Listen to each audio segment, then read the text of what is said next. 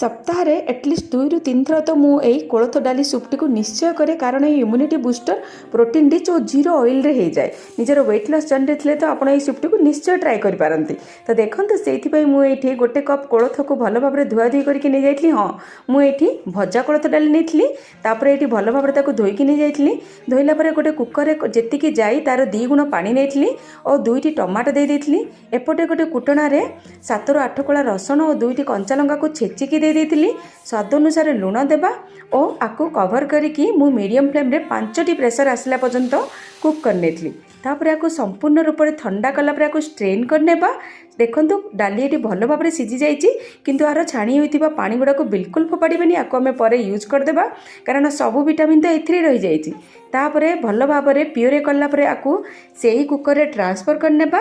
ବଳକା ଥିବା ପାଣିକୁ ଦେଇଦେବା ଓ ତାପରେ ଟିକେ ସ୍ୱାଦ ଅନୁସାରେ ଲୁଣ, ଟିକେ ଜିରା ଗୁଣ୍ଡ ଓ ଟିକେ ଗୋଲମରିଚ ଗୁଣ୍ଡ ଦେଇକି ଆକୁ ଆଉ 5 ମିନିଟ୍ କୁକ୍ କରିନେବା।